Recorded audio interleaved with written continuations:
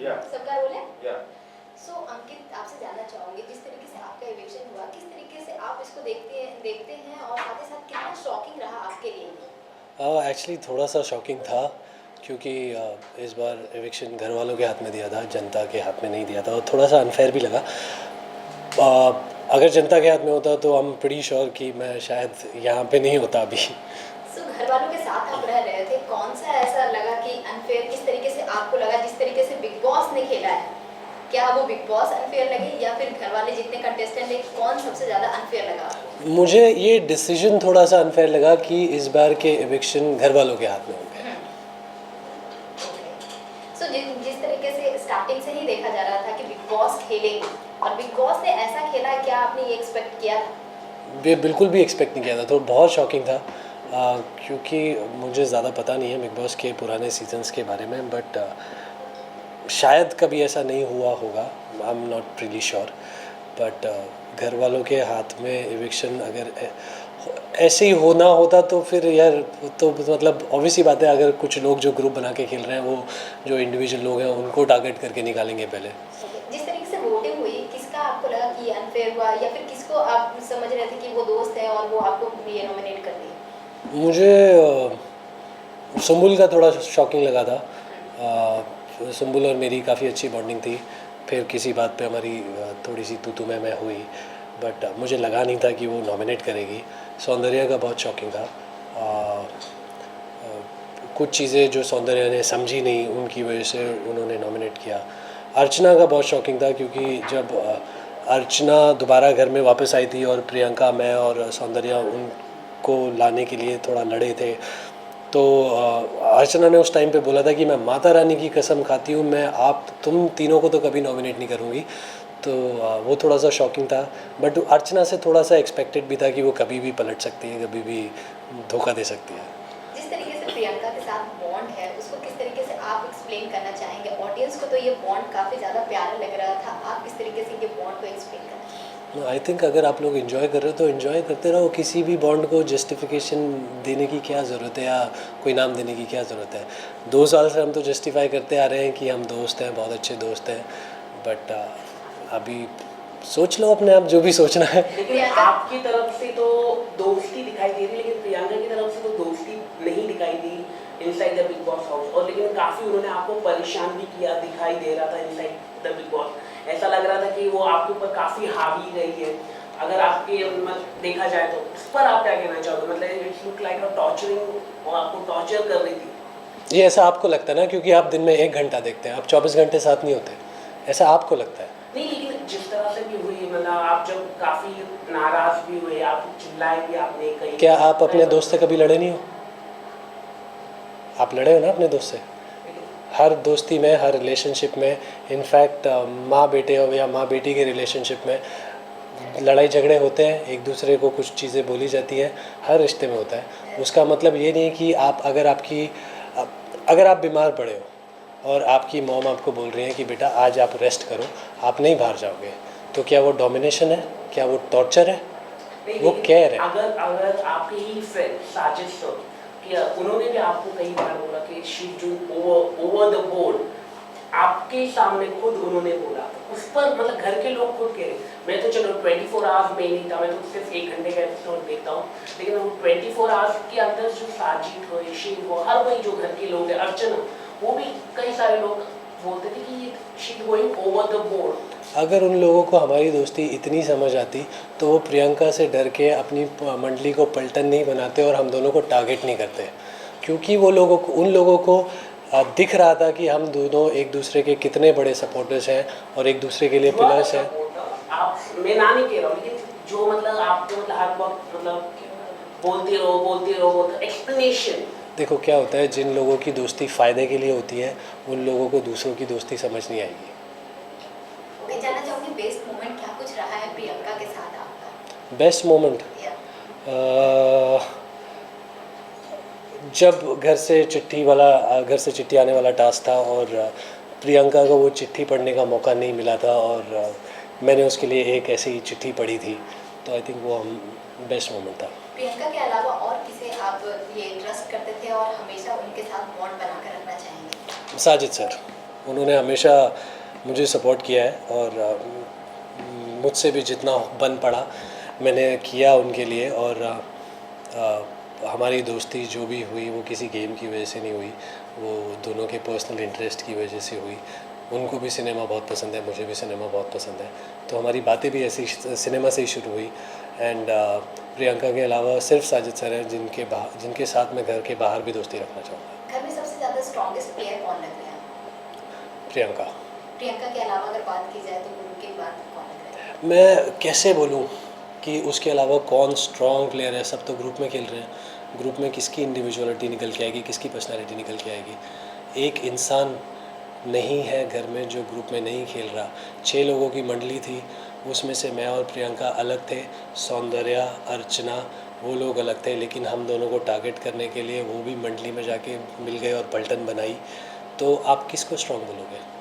आपके एलिमिनेशन के बाद प्रियंका का क्या कुछ होगा टेक, या फिर किस तरीके से उनका गेम देखते हैं? कहीं ना कहीं वो वीक होते नजर आएगा या फिर और स्ट्रॉन्ग बन जाएगी? आपका क्या कुछ इसमें? मुझे लगता है कि अब प्रियंका बहुत और ज़्यादा स्ट्रॉन्ग होगी, क्योंकि वो अब घायल शेरनी बन गई है और पूरे घर को सर पे उठा लेगी और उसको पूरे घर वाले मिल के संभाल नहीं पाएंगे।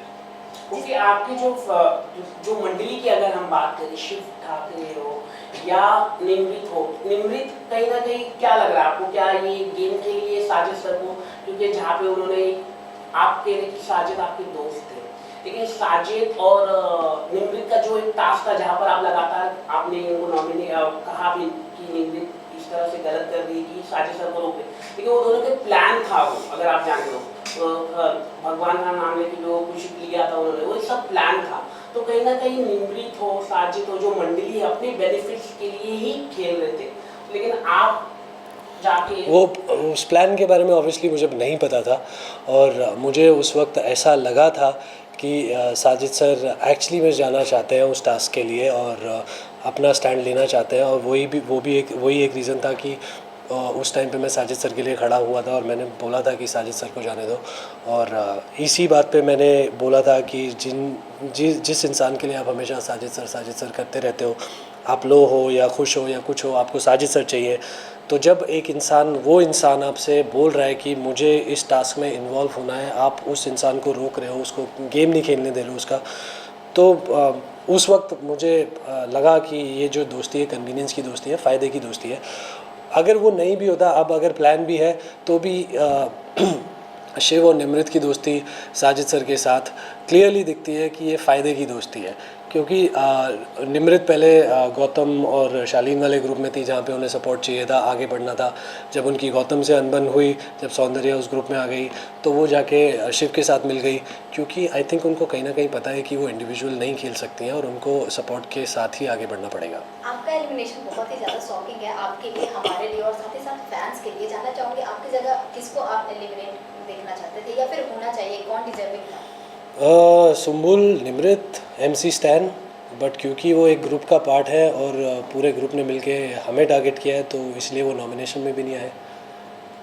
जिस तरीके से फैंस अगर स्टैंड हम ले बात रहे करें हैं, सिंबुल हो या शालीन हो, ये तीन जो एंगल चले, टीना का लव स्टोरी जो चला, फेक भी चला, क्या लग रहा है आपको इन तीनों के बारे में? इन लोगों के सिंबुल भी काफ़ी ड्रामेटिक हो गई थी अंदर, आप क्या कहना चाहोगे? जब अर्चना को भी जब आउट हुई थी तो वहाँ पे भी वो चिल्लाना शुरू कर दिया, एंड साजिद सर भी काफ़ी प्रोवोक कर रहे थे कि निकलो, इसको मारो, निकल।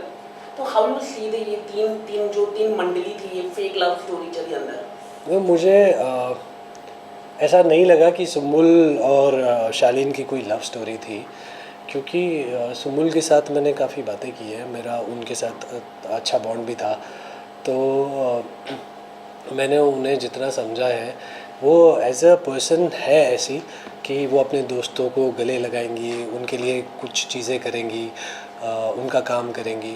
वो शायद कहीं ना कहीं लोगों को थोड़ा गलत लगा, और एक एपिसोड में सलमान सर ने भी आके बोला था कि मैंने सुम्बुल की पुरानी वीडियो देखी तो मुझे रियलाइज़ हुआ कि सुम्बुल ऐसी ही है, जिसको लोगों ने गलत लिया।